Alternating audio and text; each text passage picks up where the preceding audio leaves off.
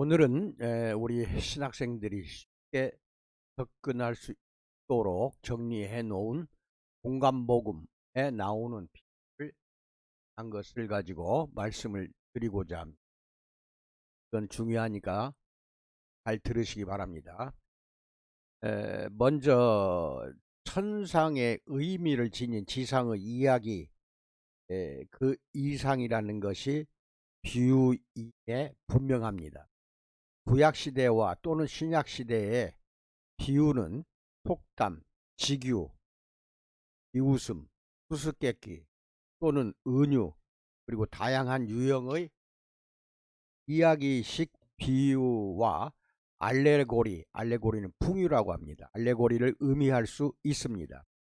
그래서 비유가 무엇인지 한마디로 정의하기가 매우 어려워졌습니다. 비유라는 용어가 묘사하는 다양한 문체 때문에 비유를 정의하려는 시도는 절망적일 뿐이라고 주장하는 학자들도 더러 있습니다. 비유라는 용어를 이야기식 비유나 본보기 비유에 국한한다면 좀 더 편할 수는 있을 것입니다. 이것은 현대인들이 이 용어를 사용할 때 의미하는 것과 더 잘 상통하기 때문입니다.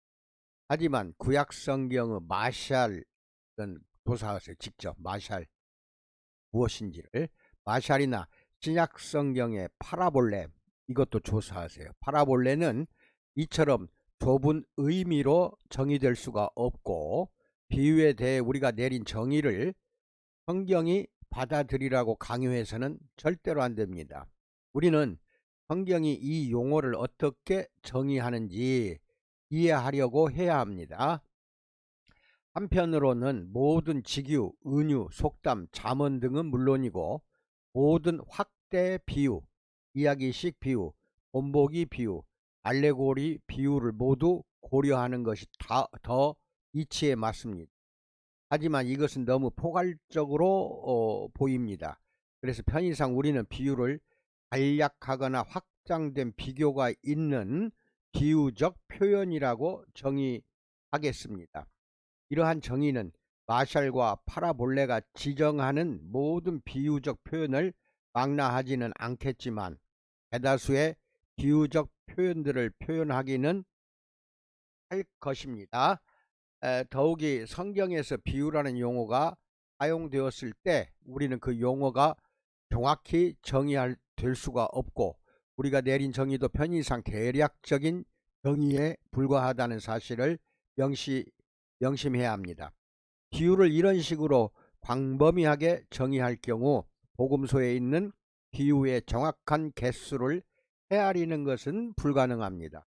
그럼에도 우리는 이런 것들이 실제로 비유라는 확신을 가지고 비유 목록을 지금부터 제시하고자 합니다. 여기 보시면 실제로 비유라는 명칭이 붙은 비유들이 있어요. 공간복음에 비유라고 아예 붙어 있어요. 그래서 여기 보시면은 마가복음 2장 21절 이렇게 쭉 나가다 보면은 이것은 지워버리세요. 그거는 필요가 없습니다. 마가복음, 마태복음, 누가복음의 생배 조각, 이건 비유라는 명칭이 붙었어요. 마찬가지로 분쟁하는 집에 대한 것도 이렇게 여기 찾아보세요. 직접. 그 다음에 이것도 필요가 없습니다. 이런. 그 다음에 네 가지 밭, 피 뿌리는 자. 그 다음에 말 아래에 있는 등불. 이거는 직접 비유라는 명칭이 붙은 비유들인데 여기 또 있어요. 이거는 다 찾으셔야 됩니다. 안 찾으면은 여러분의 공부가 이것만 보고는 도움이 안 됩니다. 꼭 찾아가면서 제 설명을 잘 들으세요. 이 비교라고 나온 이건 다 지워버리세요. 이건 이제 여러분이 해당이 안 됩니다. 그래서 이게 쭉 보면은 여기 뭐 어리석은 부자, 깨어있는 종, 바리새인과 세리, 문화비유, 비유를 이라는 명칭이 직접 붙은 걸 말씀드렸고, 그 다음에는 분명히 비유인 이야기들이 있어요. 복음서에서 파라볼레라는 용어가 명시적으로 사용되었거나 이 용어가 적용된 모음집에 등장하는 비유는 총 30개입니다.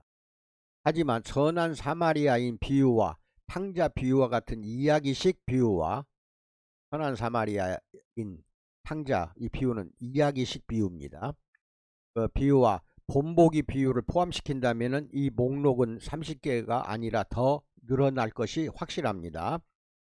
그럴 경우 복음서에서 발견되는 다음과 같은 이야기들도 비유 목록에 포함될 수 있을 것입니다. 그게 하나가 분명히 비유인 이야기들이 있기만 해도 아 이거 비유구나 하고 알 수 있는 비유들이 깨어있는 문지기 용서하는 종 이렇게 전부 찾아보셔야 됩니다. 이건 필요 없고요. 전부 찾아보세요. 그렇게 해서 이게 여러분 것이 되도록 하려면은 안 찾으면 죽어도 안 돼요. 제가 하는 설명만 듣고는 안 됩니다. 전부 여기 선구절을 다 찾아서 여러분 것으로 체득하셔야 됩니다.